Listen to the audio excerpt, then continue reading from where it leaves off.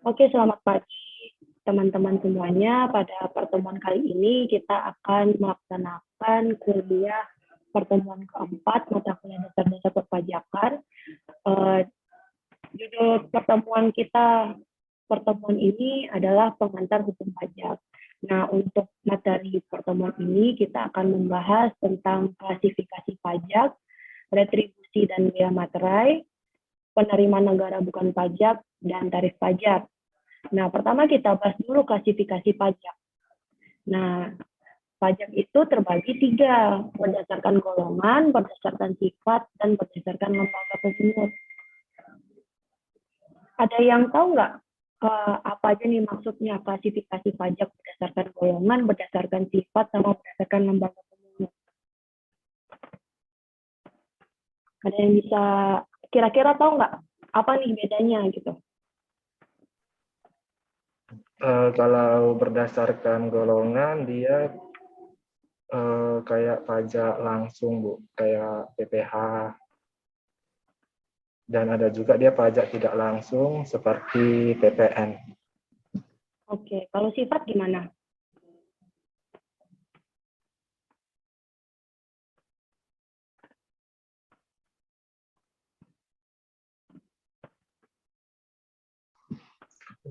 Kalau berdasarkan sifat, mungkin kayak pajak subjektif sama dengan objektif. Kalau lembaga pemungut?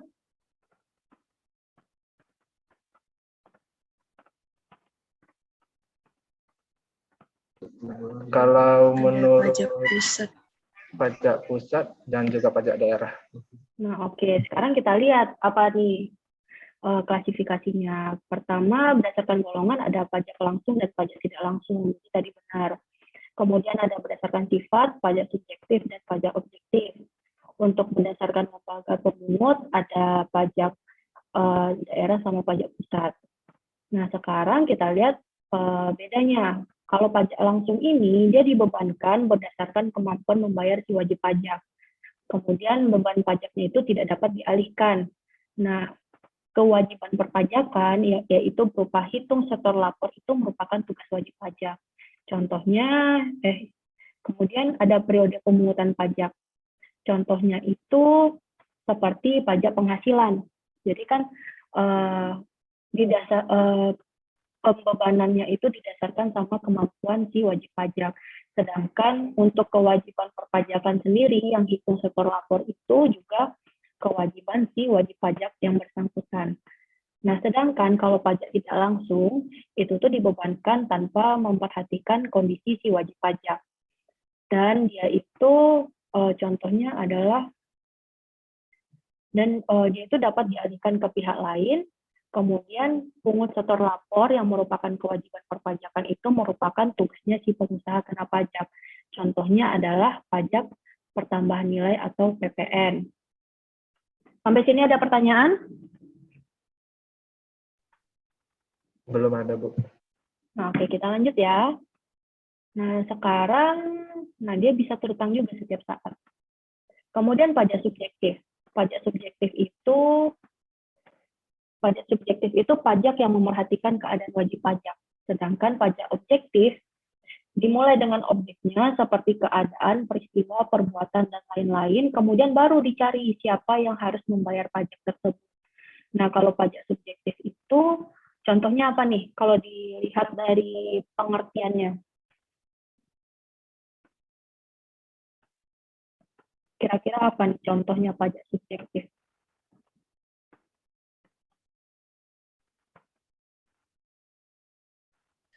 Pajak penghasilan. Oke, pajak penghasilan. Kalau pajak objektif, dilihat dulu objeknya apa, baru kemudian dibebankan ke subjek pajaknya. Berarti dia pajak PPN sama barang PPN. mawe. Nah ya, contohnya PPN gitu. Nah, sekarang berdasarkan lembaga pemungut ada pajak pusat. Pajak pusat itu kewenangan pemungutan pajak dan pemanfaatannya untuk pusat atau untuk negara. Contohnya itu pajak penghasilan. Sedangkan pajak daerah itu kewenangan pemungutan pajak dan pemanfaatannya untuk daerah. Contohnya kayak PBB, kemudian pajak motor, nah itu termasuk ke pajak daerah. Nah sekarang pajak pusat itu contohnya ini. Ada PPH, ada PPN dan PPNBM, ada bea materai, ada PBB dan biaya perolehan hak atas tanah dan bangunan.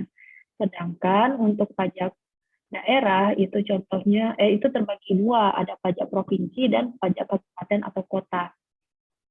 Pajak provinsi dia ada pajak kendaraan bermotor, ada pajak balik nama kendaraan bermotor, ada banyak sebenarnya.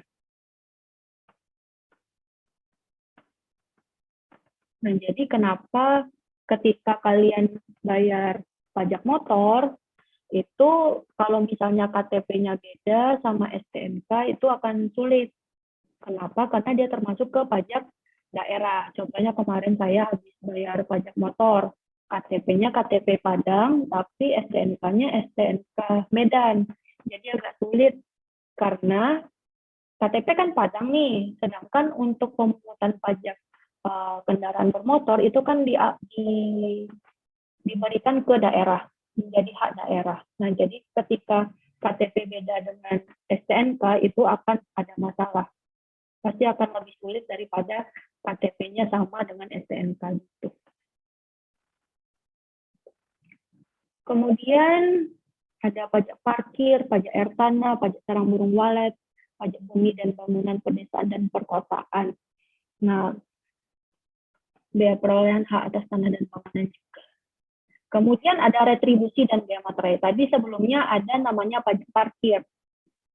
Nah, sekarang ada retribusi juga. Ada retribusi parkir juga kalau kalian misalnya ke tempat wisata, misalnya ke Danau Toba, terus ada tukang parkir yang ngasih pakai karcis.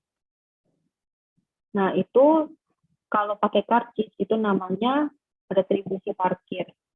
Tapi kalau misalnya kalian parkir di mall, nah itu termasuk ke pajak parkir. Gitu. Nah, sekarang retribusi itu adalah pungutan daerah sebagai pembayaran atas jasa atau pemberian izin tertentu yang khusus disediakan dan atau diberikan oleh Pemda untuk kepentingan orang pribadi atau badan. Jadi retribusi itu adalah penghasilannya daerah. Contohnya itu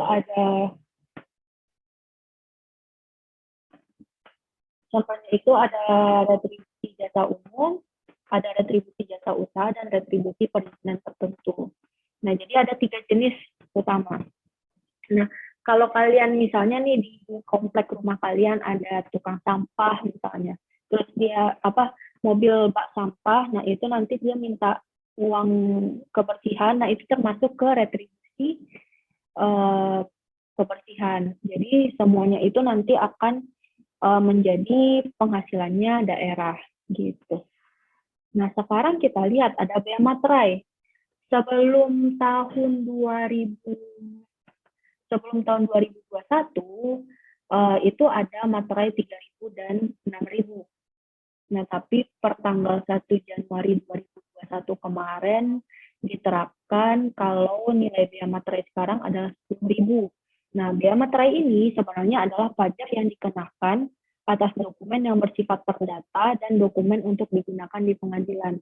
Jadi seperti kemarin ada yang membuat surat pernyataan untuk mematuhi kode etik, nah itu termasuk ke dokumen yang bersifat perdata. Jadi kalau misalnya kalian melanggar isi dokumen tersebut, nah kalian bisa dituntut ke pengadilan. Begitu. Sampai sini ada pertanyaan?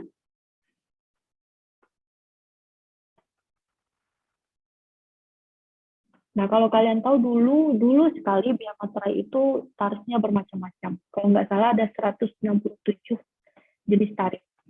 Tapi disederhanakan lagi menjadi 3.000 dan 6.000 dan sekarang tarifnya cuma satu yaitu 10.000.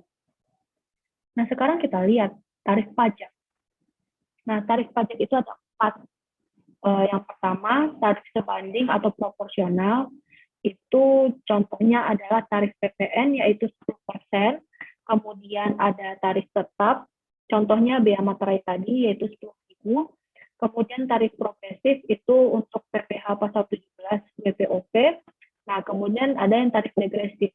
Bedanya tarif progresif dan degresif ini, kalau tarif progresif dia berjenjang naik, ya seperti tarif pajak penghasilan ada yang 5%, 15%, nah tergantung lapisan penghasilannya. Sedangkan kalau tarif degresif dia menurun dari besar ke kecil seperti itu. Nah, sampai sini ada pertanyaan? Sampai sini ada pertanyaan? Bu, saya izin bertanya. Contoh silakan. dari pajak yang menggunakan tarif degresif apa, Bu? Nah, sampai sekarang di Indonesia itu kayaknya belum ada yang menggunakan tarif degresif. Jadi saya untuk memberikan contohnya juga agak sulit.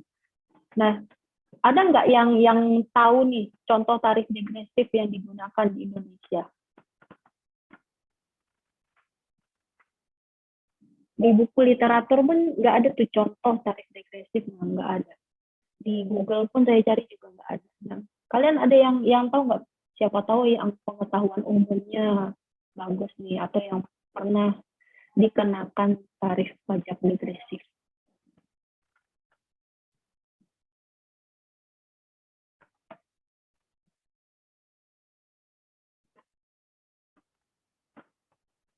Ada nggak kira-kira? Ketemu nggak dia? Nggak ketemu ya? Nah itu, kayaknya memang di Indonesia nggak ada. Karena secara beda negara, beda peraturan perpajakan, kayak gitu. Ada lagi yang ingin bertanya?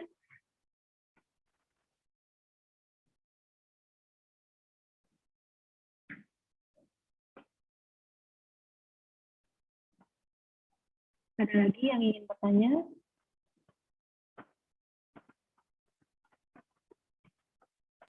Maaf Bu, tadi katanya tarif pajak regresif ya Bu?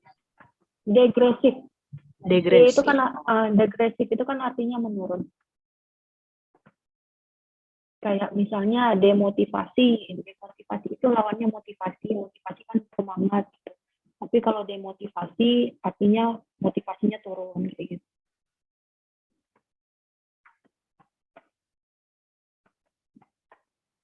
Ada lagi yang ingin bertanya?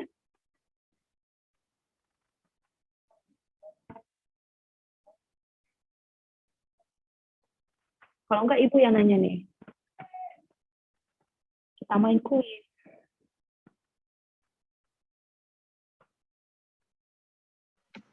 Aku mau nanya, Bu. Tapi kayak Silakan. ini kan kalau kita kayak belanja di Indomaret itu kan dikenakan PPN gitu kan. Pertanyaannya Bu, kayak misalnya ada orang nih kan, orang belanja, terus dia tengok nih ada struk harganya kan, oh kena PPN. Terus kalau aku tanya belanja apa, kenanya berapa gitu kan, ada tarif apa aja, ada tarif PPN. Maksud saya apa ya Bu ya, kalau orang bertanya ini dari mana ya PPN-nya ini kok bisa segini gitu, apa ya hal yang mendasarinya Bu? Jadi kan kalau PPN ada yang namanya barang kena pajak, ada yang namanya jasa kena pajak. Nah, yang di Indomaret itu karena dia menjual barang kan, karena dia usaha dagang maka dia menjual barang. Nah, barang itulah yang dikenakan PPN sebenarnya. Tapi kalau misalnya nih kalian lihat, kalian belanja, oh kayaknya nggak dikenakan PPN nih.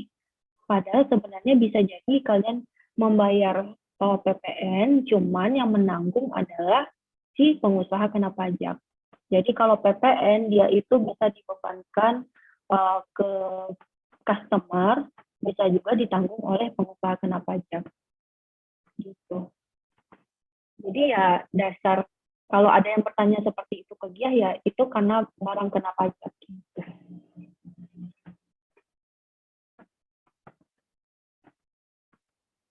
Ada lagi yang ingin bertanya?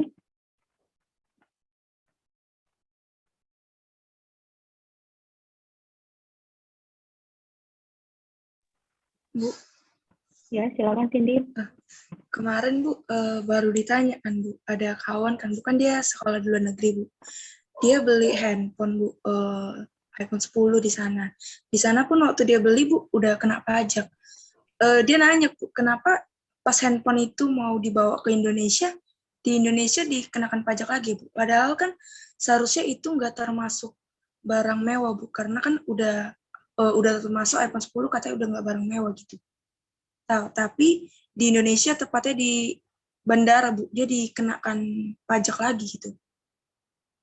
Nah, jadi sebenarnya kalau kalian mendalami PPN lagi, ada yang namanya VAT return. Jadi PPN return, PPN-nya itu dikembalikan. Jadi kalau misalnya kayak yang teman Cindy tadi beli handphone, pernah juga kasus teman ibu dia beli barang gitu, barang bermerek. iPhone kan barang bermerek ya. Misalnya dia beli Nike, beli sepatu yang bermerek, tas bermerek. Itu kalau misalnya belum dibuka segelnya, nah itu akan ditahan sama orang bandara. Makanya kalau misalnya kalian belanja di luar negeri, minta nitip sama orang gitu, kalian nitip sama orang pasti dia akan minta segelnya dibuka. Kenapa? Karena nanti akan ditahan sama petugas bandara dan akan dimintai PPN lagi. Tapi sebenarnya kalau misalnya kita nih, misalnya Cindy orang asing, turis asing lagi belanja di Medan.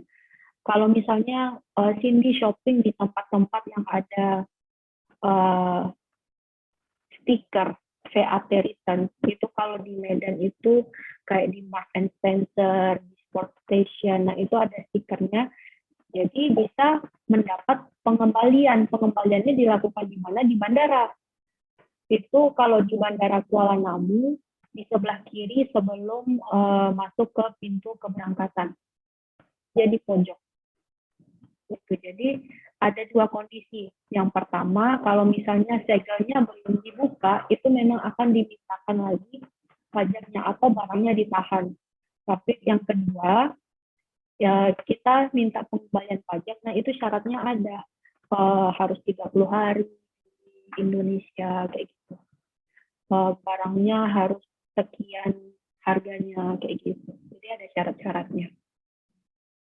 Nah, ada pertanyaan lagi?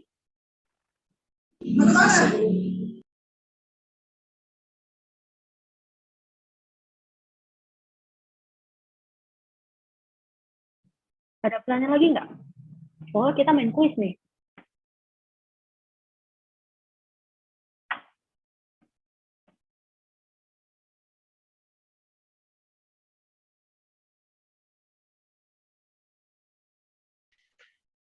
Aku nanya lah Bu sekali lagi.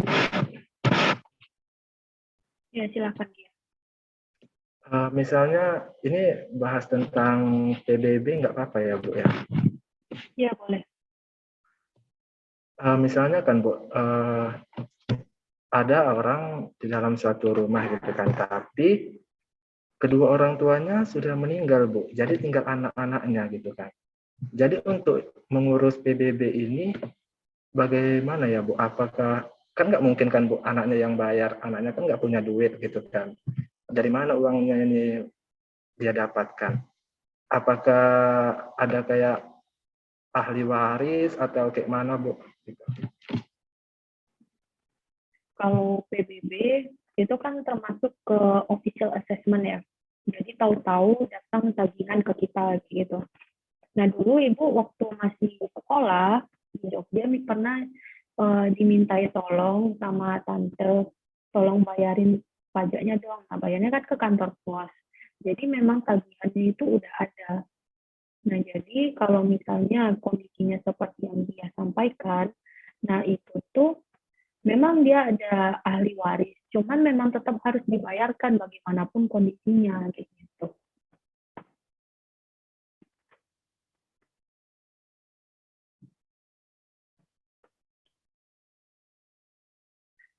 Pernah juga denda, pernah juga kondisinya rumah ibu yang di Padang itu lupa bayar PBB. Nah jadi akhirnya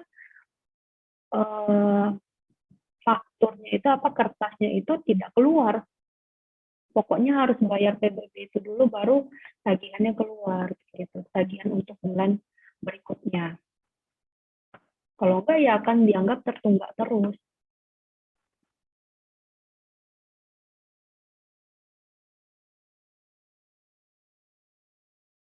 Nah, ada pertanyaan lagi nggak?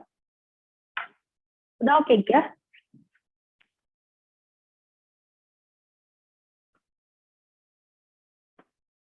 Nah,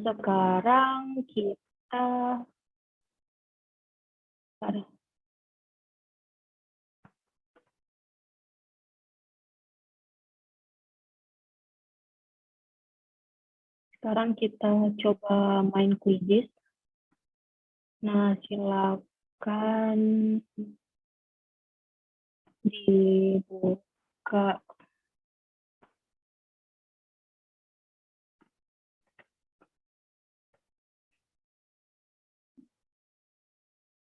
Nah, silakan di join. Kodenya 386821.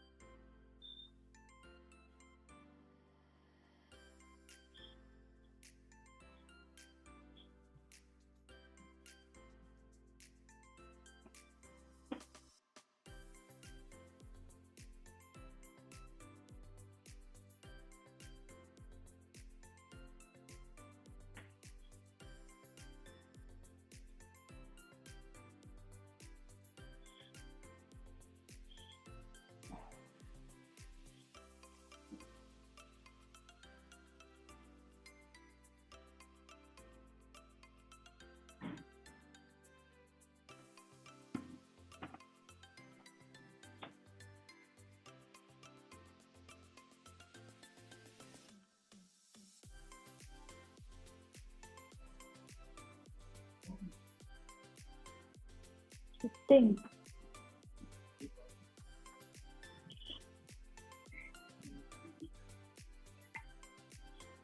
Udah ini semua, udah join semua?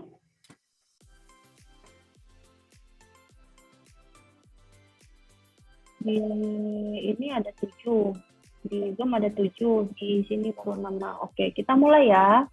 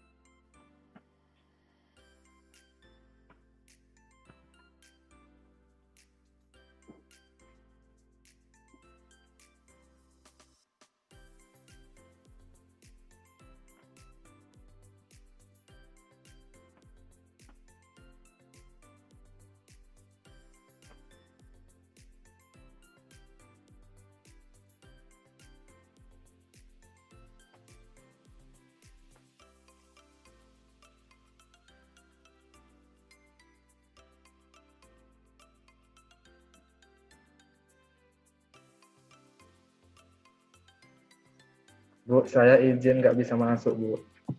Oh ya, oke, ya nggak apa-apa.